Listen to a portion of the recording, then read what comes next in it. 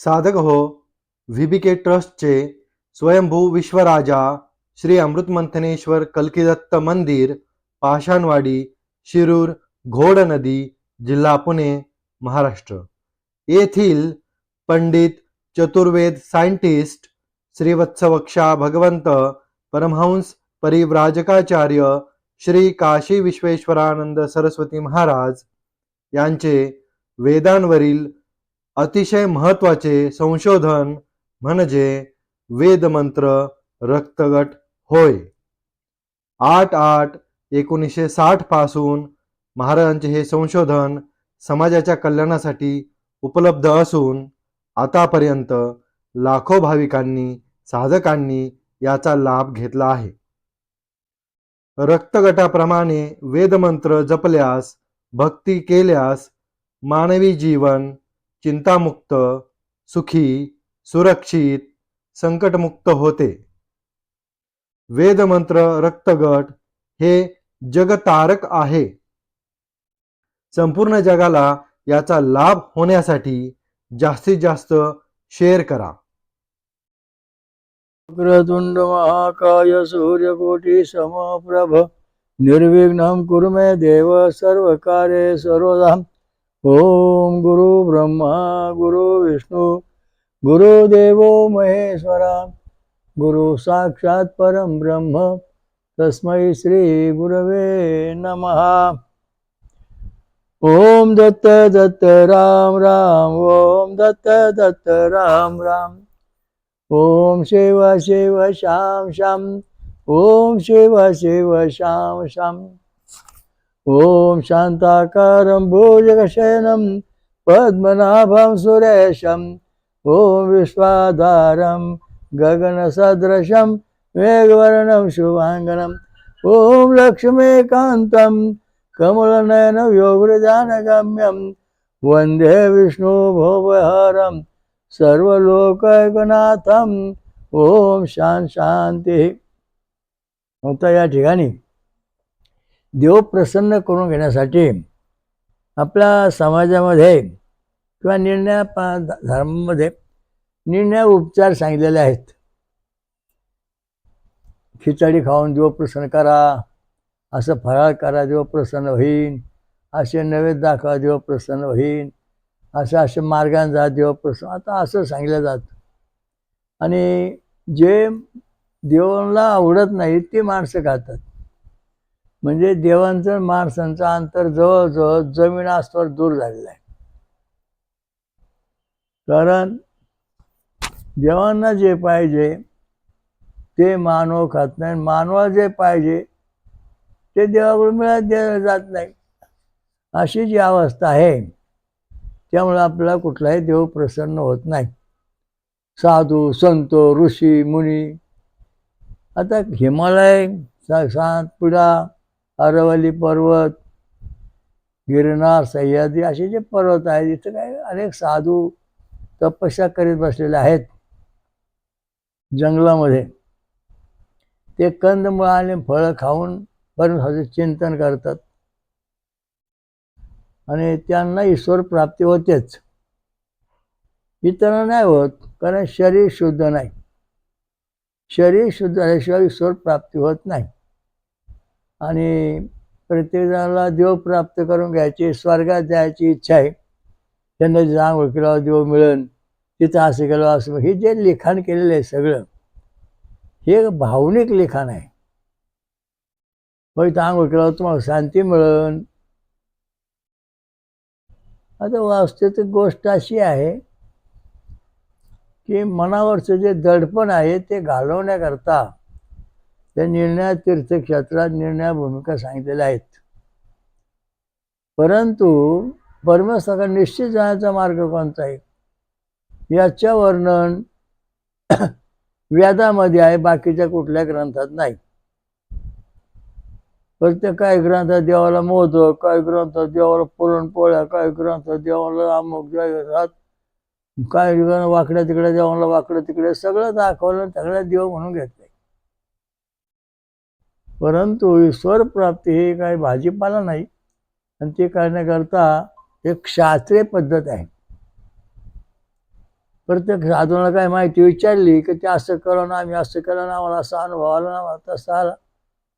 प्रत्येक काय ना काय सांगतो. परंतु आम्ही त्यांना असा प्रश्न विचारतो की तुम्ही स्वर्गात जर गेला होता का? स्वर्गात तुम्ही तुमचा नंबर पक्का केलाय का? नाही. मग स्वर्गात जाता येत नाही. कारण वशिष्ठ महारामायण जे आहे त्या महारामायणामध्ये भगवान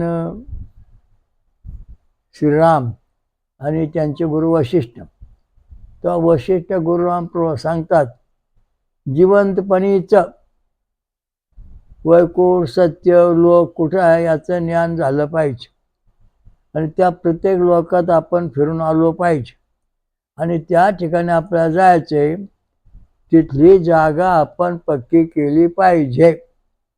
आता तुम्हाला दिल्लीला जायचंय, म्हणजे तुम्हाला कुठं उतरायचं? अमुक अमुक ठिकाणी उतरायचंय. मग तिथं भाड्याने खोली घेतली का स्वतः मालकीची आहे, हा प्रश्न होतो. तेव्हा आपल्याला ज्या ठिकाणी जायचं आहे तिथं आपल्याला राहायचं आहे, तिथं आपल्याला राहायला घर आणि ते घर आपल्या नावावर पाहिजे. अशी काय योजना तुमच्या आहे का तुमच्या कुठं कोणाकडं? नाही. मग ती जिवंतपणे मिळवावी असं वशिष्ठ रामायणामध्ये महारामायणामध्ये वशिष्ठाने रामप्रभूला सांगितलं. तेव्हा रामप्रभूने कंदमुळे फळे पहिलेच खात होते, ते लहानपणाहून त्यांना आवड होती. आणि वशिष्ठ ऋषींच्या आश्रमात राम लक्ष्मण भरत शत्रुघ्न आणि वशिष्ठ ऋषी आणि हजारो शिष्य तिथं शिकत असत. शाळेसारखी परिस्थिती. पण त्या ठिकाणी अशी वस्तुस्थिती होती की धर्माला धरूनच अन्न लोकांना खायला मुलांना दिलं जायचं. बुद्धीचा विकास कसा होईल, शरीर व्यवस्थित कसं राहील, ज्ञान कसं प्राप्त होईल, असं एक विशेष प्रकारचं हलकं आणि फळयुक्त आहार दिला जायचा. त्यामुळं त्या काळातली प्रजा अतिशय हुशार, ज्ञानी, पंडित बनली. तर या रामप्रभूच्या काळामध्ये वशिष्ठाने सांगितलं की आपण आता योगाभ्यास करू. मग ते योगाभ्यास केल्यानंतर कंदमुळे फळ रामप्रभू खातात, ते सोमरस प्यायचे, फळांचा रस. अशा विषयी त्यांची आध्यात्मिक प्रगती खूप झाली. मग वशिष्ठ ऋषी रामप्रभू यांनी आपल्या शरीरातून आपले दिव्य देह बाहेर काढले आणि अनंत कोटी ब्रह्मांडात फिरून आले.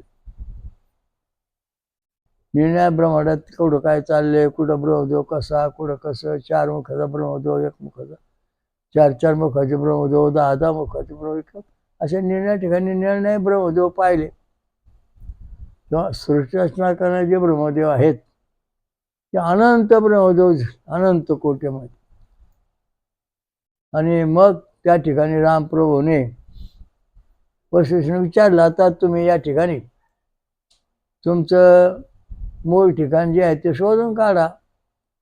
मग रामप्रभूने आपलं मूळ ठिकाण शेषनारायण आसन शोधून काढलं आणि त्या आसनावर आपली सत्ता ठेवली की मी हे आसन आपल्याला पक्का आहे आणि या ठिकाणी आपल्याला यायचं आहे. आणि मग रामप्रभू आणि वशिष्ठ परत आपल्या देहात आले आणि पुन्हा मग आपल्या कार्यक्रमाला सुरुवात केली. तसं तुम्ही जरी मोठे साधू, संत, विद्वान, पंडित, धर्मपंडित जरी असला तर धर्मशास्त्राचा नियम आहे की जिवंतपणीचं स्वर्गाचं ज्ञान झालं पाहिजे, सगळ्या देवांची ओळख झाली पाहिजे आणि आपला जागा स्वर्गामध्ये स्वतःच निश्चित केली पाहिजे. आपण कुठं आपली खोली आहे स्वर्गात, कुठं आपण राहायचं. तेव्हा आपण जेव्हा आपला इथला देह सोडतो, नवीन देह धारण करून त्या जागेत जाऊन राहतो. इतकं धर्माचं तंतोतंत ज्ञान आहे. पण तसं कुठेच मला कोणाची उत्तर मिळालं नाही. सगळं फिरून पाहिलं, कोटी न कोटी साधू तपासले. काही साधू म्हणले, हो खरे, आम्ही आमचं जे स्थान आहे ते ऋषी लोकांमध्ये आहे. आणि ऋषी लोकांमध्ये आम्ही आमचं स्थान पक्क केलेलं आहे. त्या जागेवर जाऊन त्या जागेचा नंबर, त्या जागेचं जे हक्क आहे तो आम्ही जिवंतपणे मिळवला आहे देवाकडून. आणि आता तपस्या करतोय. जेवढा शरीर सोडू तेवढा आम्ही तिथं जाऊ. म्हणजे वस्तू ती अशी आहे की जिवंतपणे सगळं मिळावं लागतं. मेल्यावर 10वा आणि 13वा हे काय, कोण जातो, कोणी जाऊ शकत नाही. मग इथं अशी शांती करा, ते तसं करा, मग ते पूर्वजवर चालले वर जाऊ शकत नाही. याचं कारण का, अमृत प्राप्ती झाल्याशिवाय, अमृत अमर झाल्याशिवाय स्वर्गात जाता येत नाही, हा महत्त्वाचा मुद्दा आहे. जेवढं समुद्रमंथन झालं तेवढा 14 रत्न निघाली, त्याच्यामध्ये अमृत निघालं. भगवान कृष्णाने मोहिनी राजाचं रूप धारू करून ते अमृत देवांना दिलं आणि राक्षसांची मजुरा. मग अशा दृष्टीने आणि सगळं झाल्यानंतर मग सभा झाली देवांची राक्षसांची, धर्मगुरूंची. मग भगवान देव परमेश्वर आहे, भगवान ओम सहस शीर्षा पुरुषा देव मुख्य, त्यांनी सांगितलं की अमृत प्यायल्याशिवाय मला भेटण्याकरता कोणी वर यायचं नाही, येणार पण नाही, असा बंदोबस्त केलेला आहे. म्हणजे अमृत प्राप्त झाल्याशिवाय वर जाता येत नाही. गवळण म्हणे गवळणीला चळचळ अमृत मंथने स्वर दत्ताला, अमृत पेऊ अमर हो जाओ परमधामाला, अमृत पेऊ अमर हो जाओ परमधामाला. पंढरीचा राजा पांडुरंग येथे झाला मोहिनी गवळण, देवांना देतो अमृत राक्षसांना देतो मदिरा, असा कार्यक्रम युग युग चालला. काशीश्वर दत्त म्हणे शिरूरामृत गवळणी, शिरूरामृत गवळणी. गवळण म्हणे गवळणीला सहस्रामृत मंथने स्वर दत्ताला, अमृत पिऊ अमर हो जाओ परमधामाला. कारण एखाद्या कोर्टात एखादा वकील उभा राहायचा असेल माणसाला, तर त्याला पहिली वकिलाची परीक्षा द्यावी लागते आणि ती पक्की झाल्यानंतर मग तो कोर्टात उभा राहतो. त्या कोर्टात उभारायची परवानगी मिळते, याचा अधिकार प्राप्त होतो. तशा प्रकारचं अमृत प्राप्त झाल्याशिवाय स्वर्गात कोणालाही प्रवेश नाही. आणि हे महत्वाचा मुद्दा या ठिकाणी आहे. किंवा अमृत प्राप्ती होण्याकरता आपल्याला अगोदर काय प्राशन काय करावं लागेल म्हणजे अमृत प्राप्ती होईल, त्याचा या ठिकाणी रुची आहे, ते आपण वाचू. अभेत्वा पूर्वपित इंद्रम सोमभे वहा, समीचीनासाम रुभवासम अस्वरन रुद्राः गृणंता पूर्वम. हे इंद्रा, देवांचा राजा, सर्व देवांचा जो राजा आहे तो इंद्र देवा, सोमरासाचे प्रथम प्राशन करण्यासाठी ऋत्विज जन तुला प्रथम आव्हान करतात. त्या ठिकाणी सोमरस इथं कुठं मांस खायला सांगितलं नाही, दारू प्यायला सांगितले नाही, मग सोमरस प्यायला पितोय देव. कोण? इंद्रदेव. मग त्याच्यावर सगळे देव आले. तर सोमरस प्यायचा, या सोमरसामधून अमृताचा अंश मिळतोय आणि त्यामुळं देव अमर झालेले आहेत. पृथ्वीवर सोमरस, स्वर्गात अमृत. तर या सोमरस प्यायचा आहे. सोमरस प्यायल्याशिवाय शरीर शुद्ध होत नाही. कारण आपल्याला इंद्रदेव प्रसन्न करायचं उदाहरणार्थ. मग इंद्रदेव प्रसंगाचं इंद्रदेवाचं काय खाणं आहे? सोमरस पितो. मग आपण सोमरस प्यायचा, होम हवन करायचं आणि मग आपलं शरीर आणि इंद्राचं शरीर समतोल होत. मग ते इंद्राचं आपली देवाणघेवाण सुरू होते. म्हणजे अशा दृष्टीने सोमरस पेल्याशिवाय आणि सोमरसातून अमृत प्राप्त झाल्याशिवाय स्वर्गात प्रवेश नाही. आता तुमचे देव भूतियान मार्गातले चेडे गोटे वाकडे तिकडे खाणारे, इथंच पृथ्वीवर राहणारे, त्यांना स्वर्गात प्रवेश नाही. भूतियान मार्गातले सगळं कारभार. त्याच्या पुढचा पितृयान मार्ग, वरण भात आमटी, शाकाहारी, पुरणपोळ्या, गुलाबजांबू, अनेक प्रकारचे पदार्थ करून खाणारे हे पितरदेव. यंदा पण स्वर्गात प्रवेश नाही, कारण अमृत प्राप्ती नाही यंदा. हे पितर लोकांपर्यंत जाऊन राहणार. भूतियान मार्गाचे लोक देव भूतियान मार्गाचे लोक जातात, पितृयाचे देव भक्ती करणारे पितृयान मार्गात जाऊन राहतात. आता पुढचा देवयान मार्ग, फळांचा रस आणि दूध पिऊन राहणारा जो मार्ग आहे तो सोमरस मार्ग आहे. उसाचा रस, नारळाचं पाणी, आमरस, फळांचा रस पिऊन उपवास करायचा, साधना करायची.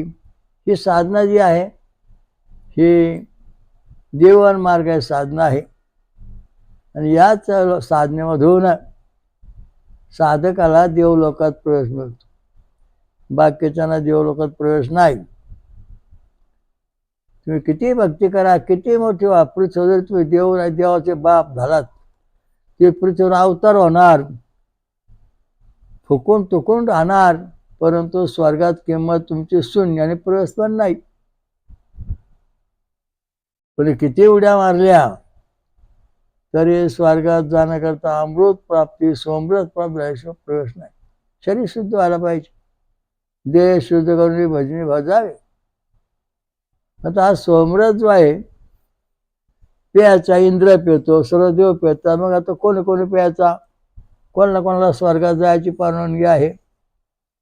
काय ग्रंथात लिहिलं, ब्राह्मण, क्षत्रिय, वैश्य या 3 लोकांनाच फक्त स्वर्गात प्रवेश, वाक्य ज्यांना नाही. पण वेदाने आज फार सुंदर निर्णय दिलेला आहे.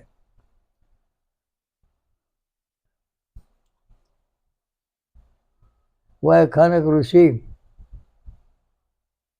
अग्निदेवता, गायत्री छंद षडजा स्वर, ओम ऋषी पोमना पांजन्या पुरोहिता तमीमहे महागयम. आता याच्या अर्थाला वेगळ्या याच्यावर महत्व अर्थ सांगितलं बा.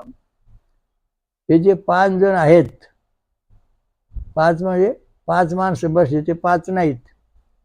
5 जाती जे लोक आहेत, ब्राह्मण, क्षत्रिय, वैश्य, शूद्र, अतिक्षुद्र, या 5 जणांना स्वर्गात जाण्याचा अधिकार आहे. पण त्यांचं आचरण सर्वापेक्षा श्रेष्ठ पाहिजे. आता श्रेष्ठ पाहिजे म्हणजे कसं, की सर्वापेक्षा श्रेष्ठ आचरण म्हणजे कसं, ते कसं मिळवायचं? आता या ठिकाणी ब्रह्मयान मार्गाचा प्रश्न बसतो. आपलं पाणी अजिबात प्यायचं नाही, फळं खायचं, फळाचं पाणी प्यायचं, नारळाचं पाणी पिऊन राहायचं. असे बरेच साधक आहेत, नारळाचं पाणी पितात, पोथ्या ग्रंथ लिहितात. या अशा गोष्टीने फळांचा रस, सोमरस पिऊन राहायचं आणि मग ब्रह्मयान मार्ग सुरू होतो. त्यांना स्वर्गात प्रवेश आहे. ब्राह्मण, क्षत्रिय, वैश्य, अतिक्षुद्र हे 5 जण जे आहेत त्यांनी सोमरस पिऊन उपवास करायचा. तुम्ही कुठल्या जाती धर्मात जरी असलात तर सोमरस पिऊन उपवास करायचा, आणि सोमरस पिऊन साधना करायची, सोमरस पिऊन राहायचं. आणि मग सोमरस पिऊन राहिल्यानंतर त्या सोमरस रूपांतर अमृतात होत आणि मग आपलं शरीर अमृत पुन्हा अमर होत. आणि मग कुठल्या जाती जरी तुम्ही असला तरी तुम्हाला स्वर्गात जाण्याचा अधिकार आहे. रोहिदास हा चर्मकार, पण त्याला सुद्धा स्वर्ग जायचा अधिकार प्राप्त झाला. कारण का? तर त्याने आचरण शुद्ध ठेवलं, आहार व्यवस्थित ठेवला, साधना व्यवस्थित केली, म्हणजे कुठल्याही माणसाला स्वर्ग जायचा अधिकार आहे.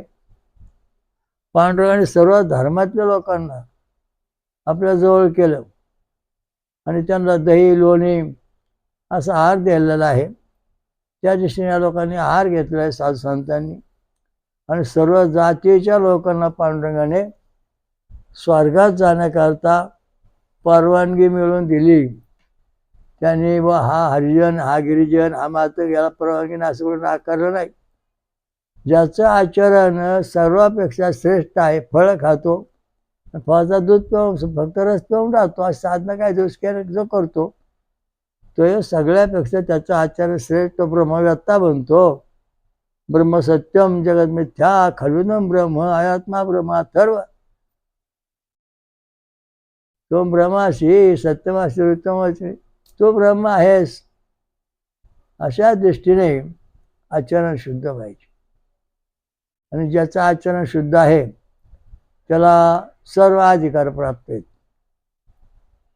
आम्ही एकदा गावाला गेलो, तो एक पंडित भेटले, मोठे पंडित विद्वान, 4 वेळात जाणारे, शाळेत जाणारे भेटले आणि म्हणले, तुम्ही काय करता? म्हणलं, आम्ही डॉक्टर आहे, नोकरी करतोय. आम्ही त्यांना, तुम्ही कोण? ती म्हणलं, मी काशीचा पंडित, शास्त्रीय पंडित, वेद जाणतो, अमुक जाणतो, तमुक जाणतो. म्हणलं, महाराज तुम्ही कुठल्या असा, तुमचा आहार काय तो सांगा. ते म्हणून मी फक्त दूध पितो, फळं खातो, बाकीचं काही खात नाही. म्हणजे त्याचं आचरण सगळ्या समाजात श्रेष्ठ. आणि मग तो इतर समाजाचा निघाला तरी त्याला स्वर्गात जागा मिळालीच. कारण तुम्ही कुठल्या जाती धर्मात जरी असलात तरी सोमरस पिणे हा महत्वाचा मुद्दा सांगितलाय. कोंबड्या, बकरं, कुत्री, मांजरं मारून खाणारी जी लोक आहेत, असं कुठल्याही देवाला इथे नैवेद्य दाखवलं नाही. आणि देवाला आता सोमरस तुम्ही देवाला दारू पाजा, गांजा पाजा असं वेदात कुठेही वर्णन आलेलं नाही. कारण सगळे एकदा अर्जुन विचारलं, देवा मला असं सांगा की मी आयुष्यावर काय खावा, कसं राहावा. तेव्हा भगवंताने आपला विभूती योग सांगितला आणि सरश्वरला एका वाक्य सांगितलं, सामयोदो अस्मी, मी सामवेद आहे. आणि सामवेदामध्ये 1875 रुच्या आहेत. त्या सगळ्या रुचांचा म्हणजे तत्वज्ञानात तुम्ही अभ्यास करा अर्जुनराव, आणि अभ्यास केल्यानंतर तुम्हाला योगी होता येईल, श्रेष्ठ होता येईल. तुम्ही आता युद्धामध्ये एवढी पापं केली ती सुद्धा तुम्ही फेडू शकता. मला स्वर्गात जागा मिळेल अशा दृष्टीने आश्वास प्रत्यक्ष ज्ञान सांगितलेलं आहे. तेव्हा प्रत्येकाने आपलं आचरण किती शुद्ध पाहिजे याच्याकरता सामवेदाचा अभ्यास करा. समाजाला समजून सांगा, किंवा तुम्ही ऋषीमुनी जरी असला ना तरी तुमचा आहार कोणता पाहिजे म्हणून तुम्ही स्वर्गात मिळेल. आता तुमच्या गावात देव आहेत, कोंबड्या बकऱ्या का आपले भूतियान मार्गाचे, तर तुम्हाला ईश्वर प्राप्ती नाही. तुमच्या गावामध्ये महाराज निर्णय मंदिर आहे, तिथं पितृयान मार्गाचे पुरण वरण भात आमटी, तुम्ही त्या देवाला निवेद दाखवित आहे, तिथं तुम्हाला स्वर्गात जाण्याकरता प्रश्न आहे. पण पृथ्वीवर तुम्ही पितर देव, भूतियान देव असे होतात. काय आता कृष्ण राम कंदमुळे खाणार आहेत, यांना सतत अजूनच कंदमुळाचा निवेद दाखवला जातो. ते जे भक्त आहेत त्यांना परमधामाला स्वर्गात प्रवेश आहे.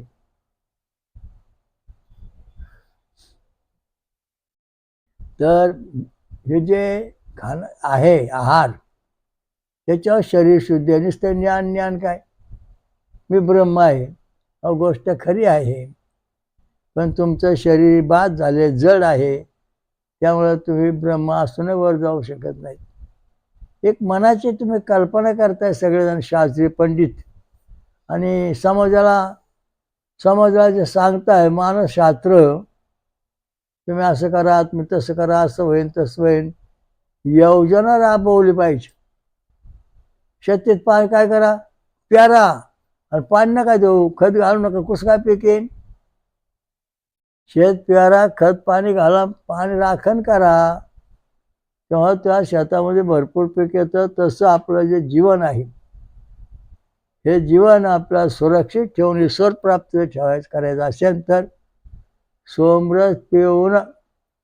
आता आपल्याला समजा ह्या काळामध्ये सतत फळं खायला जमणार नाही, महागाई खूप आहे, मग कमीत कमी दररोज एक तरी फळ खाल्लं पाहिजे आणि आपण त्याचा अभ्यास केला पाहिजे. त्याच्याशिवाय आपलं जीवन. सोमरस पिणे हा महत्त्वाचा मुद्दा आहे. सोमरस प्यायचं कारण का, मोडा मटकी आहे, मटकी,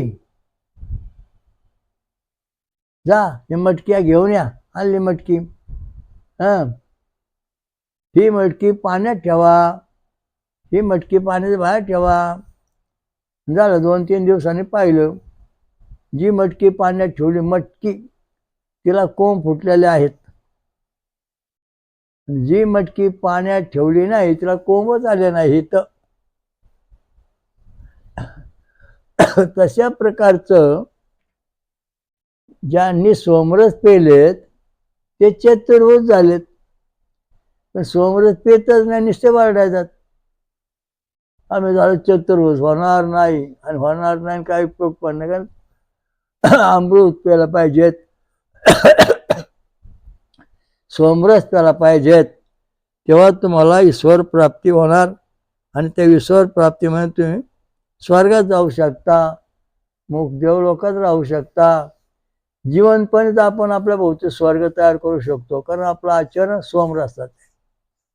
सोमरसनाचे मोठमोठे साधू आहेत, ऋषीमुनी आहेत भरपूर आहेत.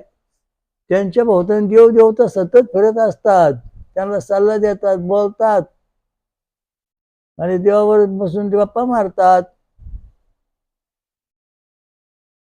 म्हणून सोमरस इंद्राला दिला. इंद्र हा देवांचा राजा, म्हणून तो इंद्रासला सोमरस प्राशन करणे आवश्यक आहे.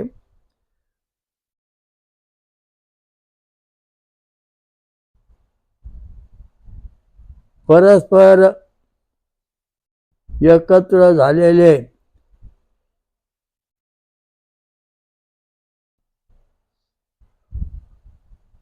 ऋभुव एकादश हृदय तुझे समोर कायने स्तुती करतात. सोमराज प्रथम प्रांगणात अत्यंत बोलला आहे. तर परस्पर एकत्र जमलेले ऋभुव एकादश रुद्र ही तुझी समोर गायने स्तुती का. आता एकादश रुद्र, आता शंकर भगवान काय खातो, कसा राहतो, इथं प्रश्न सुरू झाला.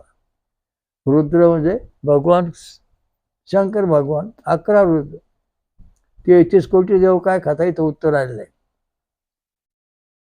8 वसु 12 आदित्य 8 वसु 12 आदित्य 11 रुद्र 2 अश्विनी कुमार ब्रह्मदेव, हे सगळे म्हणून 33 कोटी झाले. 33 कोटी म्हणजे 33 प्रकारचे देव. तसे 33 कोटी देव झालेले आहेत. आणि 33 कोटी देवाचा इथं सोमरस पितात. होम हवन म्हणून सोमरस सोहळा जातोय. बघा, आता आपल्याला आपल्या सगळ्या देवांचं आहार कळला. गणपतीचा आहार कळला, शंकराचा आहार कळला. 8 वसु म्हणजे 8 अष्टविनायक, 12 आदित्य, 12 ज्योतिर्लिंग, 11 रुद्र म्हणजे सगळ्या शंकराचे अवतार, 2 अश्विनी कुमार, वैद्य, म्हणजे सगळे जे देवदेवता आहेत 33 कोटी, हे सगळे देव सोमरस पितात आणि सोमरस अमृत पिऊन राहतात. बाकीचं काही खालीच उल्लेख केलाय का? नाही. मग तुमच्या देवाला काय अमुक, त्या देवाला तमुक, त्या देवाला असं, ते सोमरस पिऊनच सगळे देव राहतात.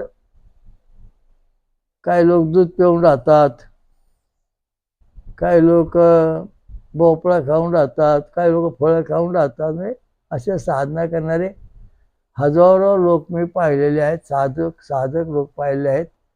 त्यांच्या भेटीगाठी झालेल्या, विंध्य पर्वत, सातपुडा पर्वत, आरवली, हिमालय, गिरनार, अनेक सह्याद्री, त्या ठिकाणी अनेक साधू भेटले. आणि सगळे साधूंना जेव्हा निर्णय प्रश्न आम्ही विचारले, पाहिलं, प्रत्येक साधू गेला, काय व्हायचं, साधूच्या खोलीमध्ये फळं पडलेत, एका साधूच्या खोलीमध्ये कंदमुळं पडलेत, पुन्हा दुसऱ्या साधूचं फळं कंदमुळं आहेत, काय साधूकडं दूध गाय आहेत. म्हणजे अशा दृष्टीने त्या साधूंच्या आश्रमामध्ये जवळची भाकर, कुरडे, पापड्या काही नाही, पुरणपोळी सुद्धा नाही.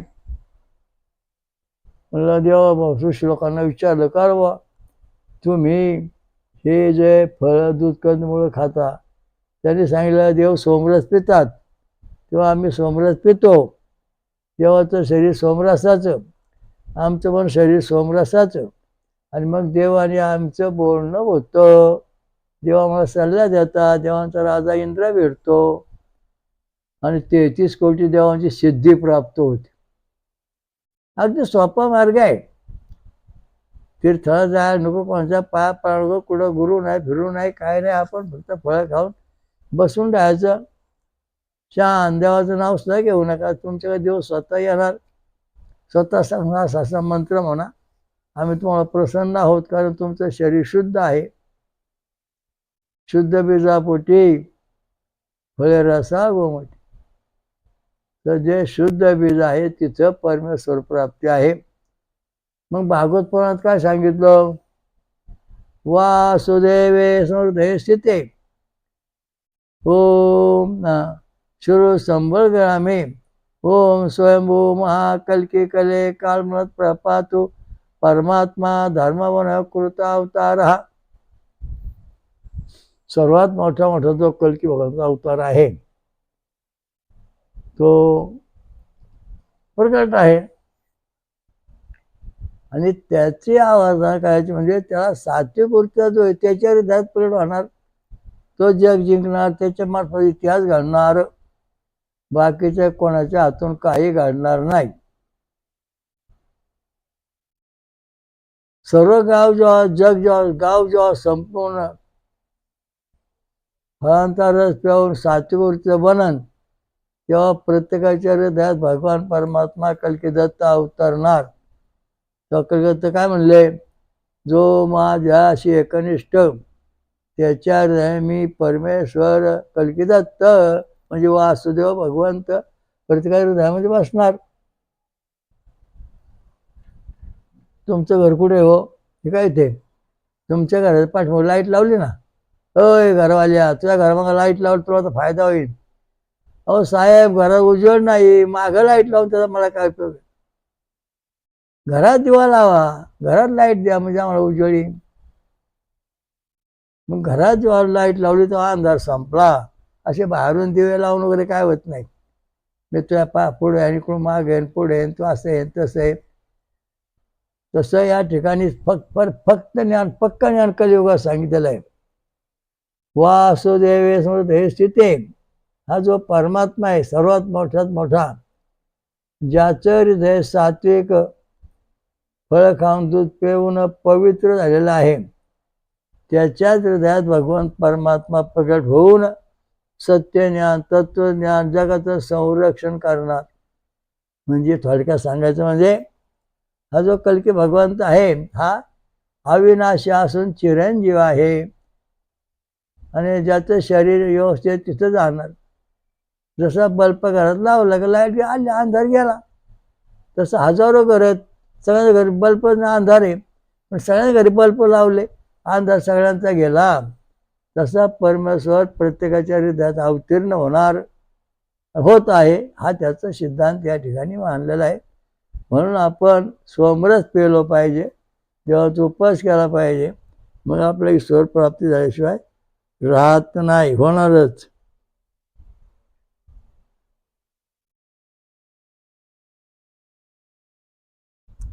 सर्व सनातन प्राचीन लोक तुझीच परिपूर्ण स्तुती गात आहेत, करीत आहेत, आजही करीत आहेत. अति प्राचीन सनातन जे लोक आहेत, सनातन, आता बघा याच्यामध्ये कसे सनातन म्हणजे फळं खाऊन दूध पाहून उपवास करणारे, हे हिंदू धर्मातले जे लोक आहेत सनातन, त्यांना हे आचरण करावंच लागन, तेव्हा तुमच्या घरादाराचे प्रण सुटतीनं. आता याचा महत्त्वाचा मुद्दा असा आहे, सोमरस नाही पिल्यावर काय होईल? नका पिऊ, मग काय खा वाकलं तिकडं. हा, का रे तू काय खातो? 4-5 जण जमले, म्हणे मी ब्राह्मण आहे, मी फळं खाऊन दूध पिऊन राहतो, मग मला ब्रह्मज्ञान परमेश्वर प्राप्त झालेली आहे. दुसरा भेटला, काय त्याचा ऐकतो? अरे मी ना त्या कोंबड्या बकऱ्यावर ताव मारितो, हे 2 चेडे 4 चेडे माझ्या शहरात आलेत, काय काळजी नाही, आता खाया प्यायची मजा झाली. तिसरा भेटला, म्हणला मी वरण भात आमटी खातो, माझ्या पितृ आले आहेत, ते मला प्रसन्न आहेत, काय काळजी करायचं कारण नाही. आणि याचं कारण असं आहे, जोपर्यंत तुम्ही खाताय तोवरच हे देव तुमच्याकडे राहणार आहेत. खायचं वन झालं की देव सोडून गेले.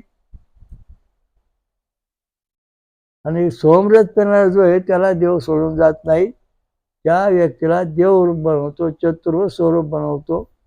जशी मोराची मटकी पाण्यात भिजत घातली त्या कोंब फुटतात, तसं आपलं शरीर, आपला परमात्मा जेव्हा सोमरस पेईन तेव्हा त्याचं चतुर्भुज स्वरूप लगेच होतं, देवदेवता स्थान मिळतं. ओम दत्त दत्त राम राम, ओम दत्त दत्त राम राम, ओम शिव शिव श्याम श्याम, ओम शिव शिव श्याम श्याम. फळे खा देव पहा, आपली घोषणा आहे काय? फळे खा देव पहा, फळे खा देव पहा. ओम स्वयंभू अमृत मंथनेश्वर कलकत्ता महाराज की जय. स्वयंभू महापंचेश्वरी महादुर्गा शाकंभरी माता की जय. आति ब्रह्मशास्त्री की जय. महासती अनुसया माता की जय. सर्व देव देवता की जय. साधु संत की जय. ऋषि मुनि की जय. धर्म की जय हो, धर्म की जय. हरिओम दत्त. ओम शांती शांती. सर्व साधकांनी महाराजांच्या या वेदमंत्र आणि रक्तगट संशोधनाचा प्रचार करावा. VBK ट्रस्टची योजना, बेकारी संपविणे, वेदमंत्र आणि रक्तगट प्रचार करा, समाजाकडून मदत होते. जगभर घरोघरी प्रचार करा. अधिक माहितीसाठी पुढील पत्त्यावर भेट देणे किंवा संपर्क साधणे. VBK ट्रस्टचे स्वयंभू विश्वराजा श्री अमृत मंथनेश्वर कल्किदत्त मंदिर, पाषाणवाडी, शिरूर, घोड नदी, जिल्हा पुणे, महाराष्ट्र. हरिओम दत्त.